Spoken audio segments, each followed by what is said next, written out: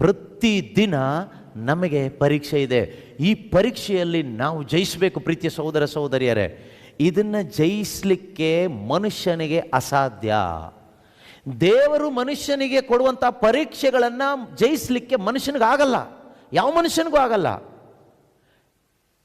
ಆದ್ದರಿಂದನೇ ದೇವರು ಏನು ಮಾಡಿದ್ರು ಗೊತ್ತಾ? ಮನುಷ್ಯನ ಪಾಸ್ ಮಾಡಬೇಕು ಅಂತ ಹೇಳಿಬಿಟ್ಟು ಮನುಷ್ಯನಿಗೆ ಒಂದು ಚಾನ್ಸ್ ಕೊಟ್ಟರು. ಮನುಷ್ಯನ ಒಳಗಡೆ ದೇವರೇ ಬಂದು ಕೂತ್ಕೊಂಡ್ರೆ ಪಾಸ್ ಆಗ್ಬೋದಾ? ಪರೀಕ್ಷೆಯಲ್ಲಿ ಪಾಸ್ ಆಗ್ಬೋದಾ? ಓಕೆ, ಈಗ ನಿಮಗೆ ಎಕ್ಸಾಮ್ ಬರೀಲಿಕ್ಕೆ ಪೇಪರ್ ಕೊಡೋದು ಯಾರು? ಕ್ವಶನ್ ಪೇಪರ್ ಕೊಡೋದು ಯಾರು? ಕ್ವಶನ್ ಪೇಪರ್ ಯಾರು ಕೊಡ್ತಾರೆ? ಸ್ಕೂಲಲ್ಲಿ ಕ್ವಶನ್ ಪೇಪರ್ ಯಾರು ಕೊಡ್ತಾರೆ? ಮೇಸ್ಟ್ರು ಕೊಡ್ತಾರೆ ಅಲ್ವಾ?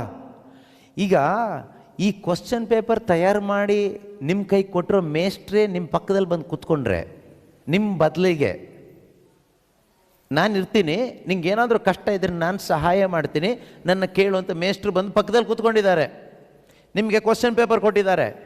ಆಗ ನಿಮಗೆ ಪರೀಕ್ಷೆ ಬರೀಲಿಕ್ಕೆ ಭಯ ಇರುತ್ತಾ? ಭಯ ಇರಲ್ಲ. ಟೆನ್ಷನ್ ಇರುತ್ತಾ? ಟೆನ್ಷನ್ ಇರಲ್ಲ. ಫೇಲ್ ಆಗ್ತೀನೇನೋ ಅಂತ ಹೆದರಿಕೆ ಇರುತ್ತಾ? ಪಾಸ್ ಆಗ್ತೀನಿ ಅನ್ನೋ ಗ್ಯಾರಂಟಿ ಇರುತ್ತೆ ಅಲ್ವಾ? ಯಾಕೆ? ಪಕ್ಕದಲ್ಲಿ ಯಾರಿದ್ದಾರೆ? ಕ್ವಶನ್ ಕೊಟ್ಟಿರೋ ಮೇಸ್ಟ್ರೇ ಪಕ್ಕದಲ್ಲಿದ್ದಾರೆ. ಇಲ್ಲಿ ಭಯ ಅನ್ನೋದು ಬರೋದಿಲ್ಲ.